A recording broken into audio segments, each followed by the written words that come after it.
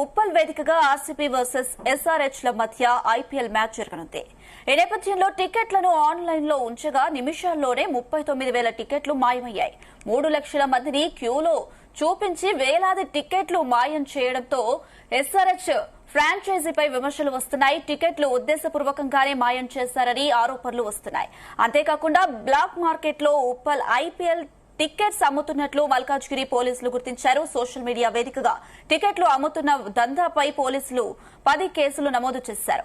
ఇక 950 రూపాయల టికెట్ ను బ్లాక్ లో 1950 రూపాయలకు అమ్మగా south stand corporates box ticket 30,000 నుంచి 45,000కు పెంచి దాదాపు ₹1,00,000 దాకా అమ్ముతున్నట్లు తెలుస్తుంది. ఇప్పటి వరకు ఎన్ని టికెట్లు అమ్మారు ఎస్ఆర్హెచ్ యాజమాన్యం చెప్పకపోవడంపై పలు అనుమానాలు వ్యక్తమవుతున్నాయి. టికెట్ ధరలు పెంచి సామాన్యులకు మ్యాచ్ దూరం చేసిందని నిర్వాహకులపై ఫ్యాన్స్ ఫైర్ అవుతున్నారు.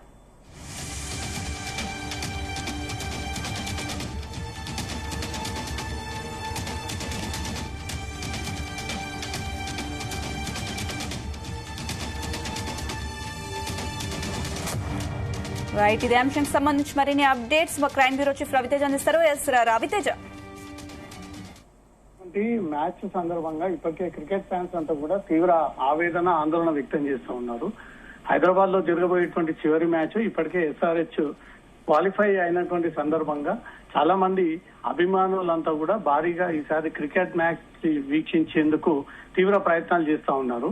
కానీ చివరి దశలో టికెట్స్ లేకపోవడము, బ్లాక్ లో వాటిని అమ్మకానికి పెట్టడము, వెబ్సైట్ రిలీజ్ అయినటువంటి వెంటనే డిస్ట్రిక్ట్ జొమాటో యాప్ లో సుమారు 3 లక్షల నుంచి 4 లక్షల వరకు క్యూలో ఉండి చివరిగా 1,50,000 వచ్చినటువంటి వెంటనే టికెట్స్ ఆర్ సోల్డ్ అంటూ కూడా ఈ రకమైనటువంటి ఈ యాక్టివిటీస్ కారణంగా ఎస్ఆర్హెచ్ ఫ్యాన్స్ అంతా కూడా తీవ్ర ఆవేశానికి లోనవుతా ఉన్నారు.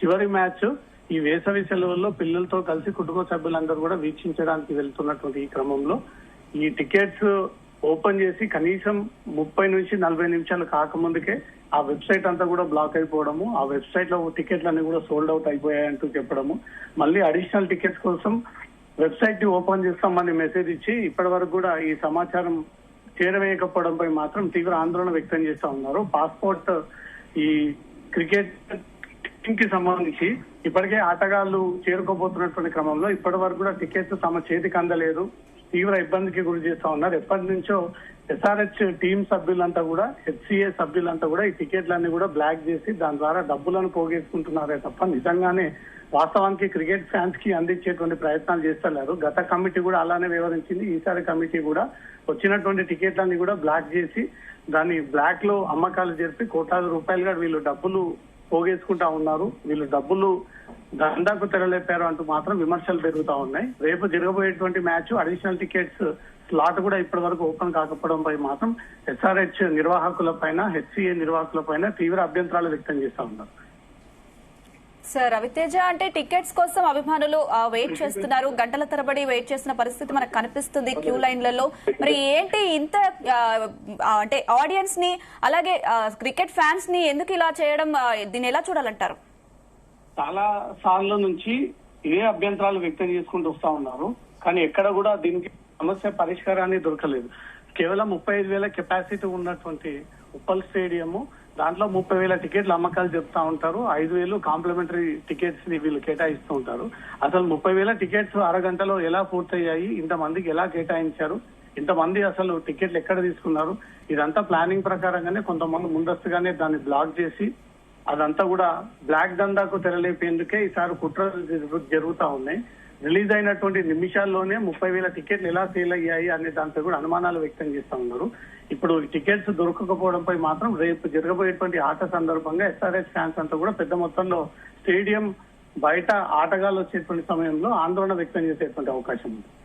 సార్, రవితేజ, బ్లాక్ టికెట్స్ అమ్ముతున్నటువంటి ముఠాను అయితే పోలీసులు పట్టుకున్నట్టుగా తెలుస్తుంది. వారి నుంచి ఏమైనా సమాచారం అందిందా? ఇక్కడ నుంచి వాళ్ళకి టికెట్స్ అందాయి? ఇప్పటికే ఆన్లైన్ ద్వారా టికెట్స్ ని బ్లాక్ చేసి ఆ టికెట్స్ ఫిజికల్ గా తీసుకొని వాటిని వేలాది రూపాయలుగా అమ్మకాలు జరుపుతున్నటువంటి ముఠాలను కూడా పోలీసులు గుర్తించి ఆ ముఠాకు చెందినటువంటి సభ్యులందరినీ కూడా ఎప్పటికప్పుడు కట్టడి చేసి వాళ్ళందరూ కూడా అరెస్ట్ చేయడం జరుగుతూ ఉంది.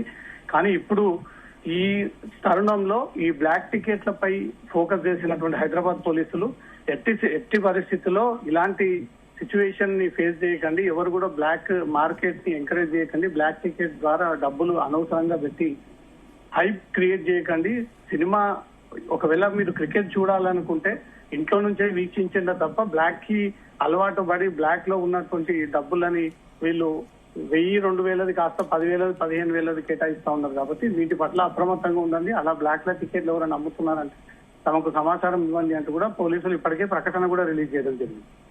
Right Ravi Teja, thank you.